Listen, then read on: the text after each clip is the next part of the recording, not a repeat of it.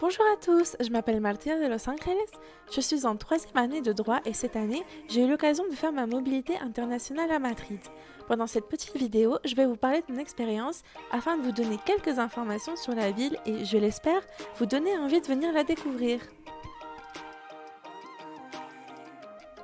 Pour cela, nous allons dans un premier temps nous diriger vers la Plaza de los Toros, place mythique au cœur de Madrid, qui se trouve au quartier de Salamanca, quartier dans lequel j'ai eu l'opportunité de faire mon année de mobilité. En effet, après avoir reçu ma lettre d'acceptation, j'ai presque immédiatement commencé les recherches de logement. Personnellement, j'ai trouvé mon bonheur sur Idealista auprès d'une annonce postée par un particulier. L'appartement se trouvait dans le quartier de la Guindalera, zone très calme, très familiale, avec tout à proximité et très bien desservie. En ce qui concerne le logement, j'ai été dans un appartement de 3 chambres avec 2 colocataires. Ces colocataires que j'avais rencontrés en début d'année ont dû déménager en cours d'année, mais ça ne m'a pas vraiment dérangée parce que mes nouveaux colocataires étaient vraiment très sympas. Et ça m'a même assez plu parce que ça m'a permis de connaître encore plus de nouvelles personnes qui étaient majoritairement hispanophones, soit d'Espagne, soit d'Amérique du Sud. Je recommanderais vraiment la colocation à tous les étudiants qui souhaiteraient faire leur Erasmus à Madrid parce que dans mon cas, ça a été une expérience vraiment très enrichissante.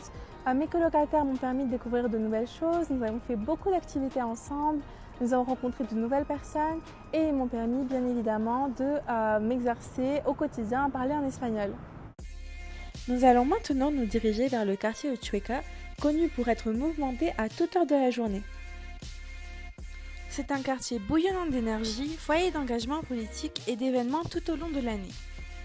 Il regorge de centaines de bars, restaurants et d'autres lieux où se retrouver. Je vous retrouve maintenant dans le quartier de Chueca, au centre de la ville, afin de vous présenter les activités proposées à Madrid. Entre cinéma, théâtre, salle de concert et musée, l'offre culturelle ne manque pas. Pour ma part, mon musée préféré a sans doute été celui de la Reina Sofia, qui a dédié une salle entière au tableau Guernica de Picasso. En ce qui concerne le sport et les activités sportives, Madrid regorge de plusieurs associations et clubs, mais aussi de nombreux parcs, comme par exemple le parc del Retiro au centre de Madrid, mais aussi Casa de Campo, qui est un immense terrain de plus de 17 000 hectares. Casa de Campo propose de nombreuses installations et activités, comme par exemple un lac artificiel, un zoo, un parc d'attractions et des terrains de tennis. En ce qui concerne la gastronomie, Madrid regorge de bars et de restaurants qui proposent des plats très variés allant du fast-food à la cuisine traditionnelle espagnole ou encore à la cuisine du monde et notamment à la cuisine latino-américaine. Au-delà du divertissement, cette année a bien évidemment été l'occasion de valider ma troisième année de droit.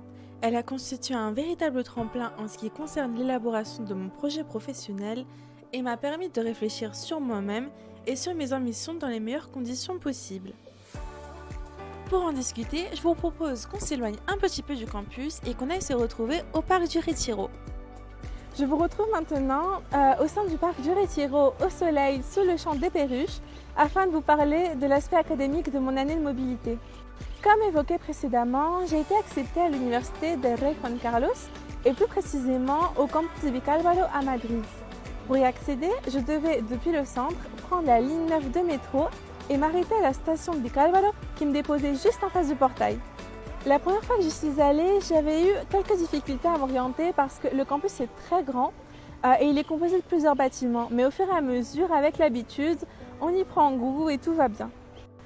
Le campus propose de nombreuses infrastructures et activités, comme par exemple une banque, la cafétéria, bien sûr, la bibliothèque, ou encore une réprographie ou une librairie. En ce qui concerne l'organisation des cours, à cause des mesures Covid, cette année c'était un petit peu compliqué, mais on a quand même réussi à avoir une semaine de cours en présentiel par mois et le reste se faisait en distanciel. Au sein de mon parcours, j'ai eu la chance de pouvoir choisir des cours de 2 filières différentes.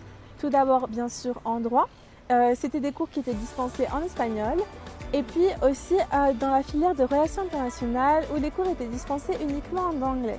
Au niveau des cours en eux-mêmes, nous avions une partie qui était pratique et une partie théorique.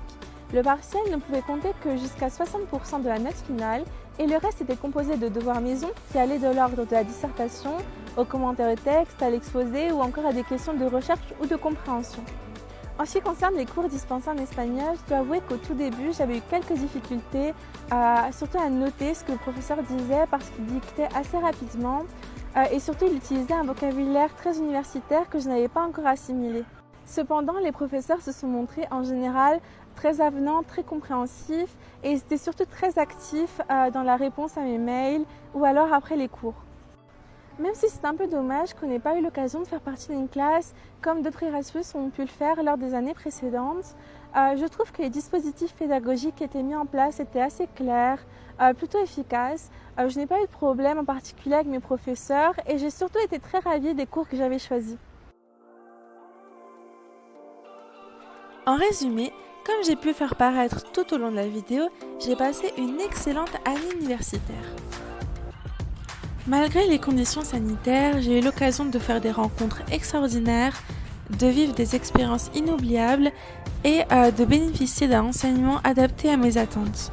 Je ne regrette absolument pas d'avoir tenté l'expérience et je la conseillerais vraiment à tous les étudiants.